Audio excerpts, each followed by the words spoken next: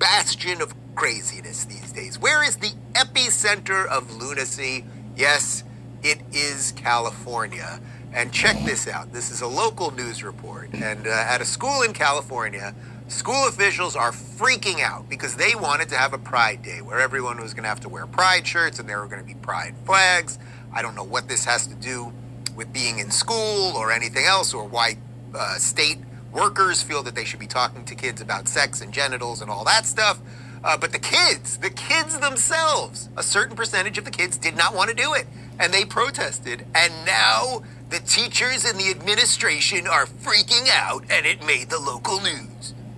Displays of intolerance and homophobia are unacceptable. This type of intolerant rhetoric starts in the home. Parents angry at town hall over intolerance at Marshall Simons Middle School.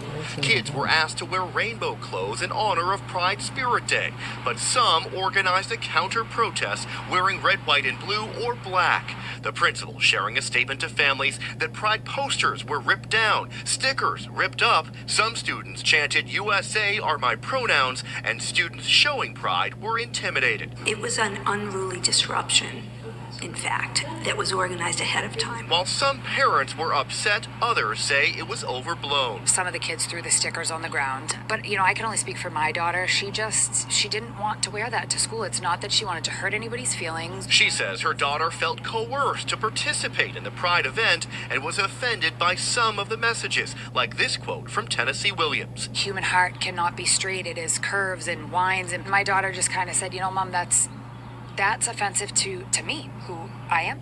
Good for that mother. Good for that daughter. The mother will probably be considered a white supremacist soon enough and have Los Angeles or California, it's not Los Angeles, will have California state officials at their doorstep looking into their taxes and everything else.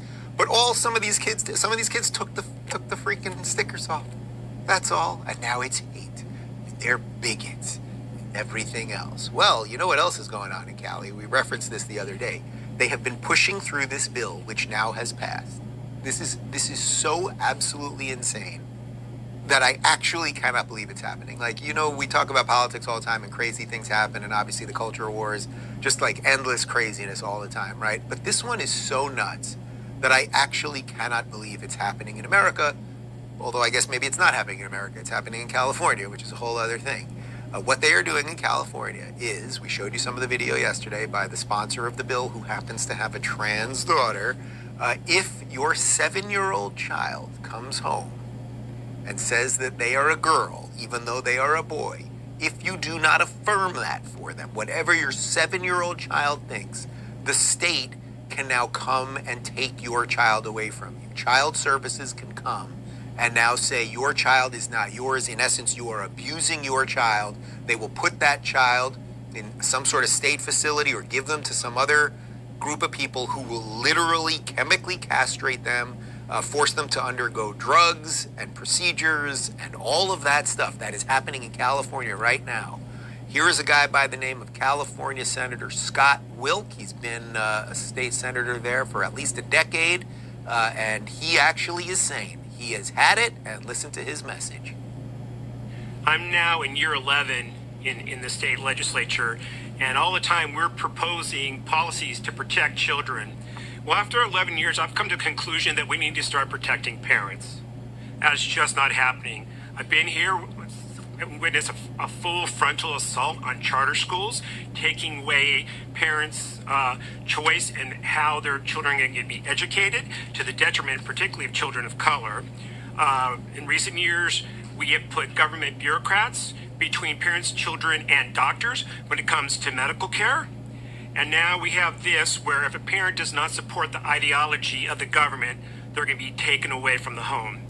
Now, I agree with both Senator Wiener and Senator Laird that today it only involves divorce proceedings. And frankly, a judge can already factor this in. But I can assure you it's not going to end with divorce proceedings.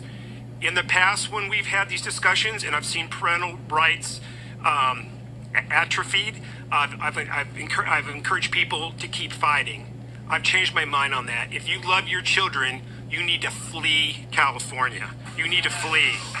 And it just breaks my heart. I'm born and raised in this state. I love this state. I'm not going to stay in this state.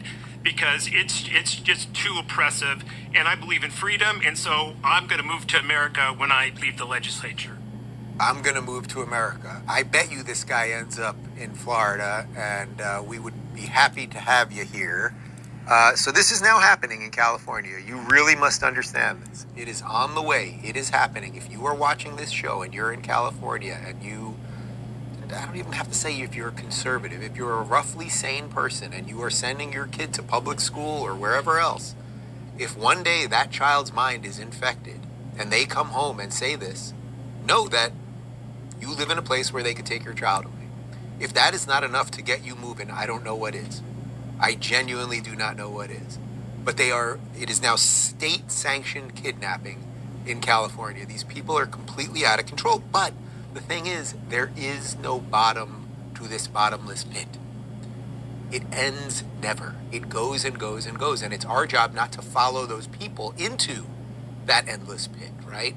Because it's not just the gender stuff. The other part of this, of course, is the general state of criminality all over California, homelessness, drug use, everything else. And where's the epicenter of that? If Cali's the epicenter of craziness in America,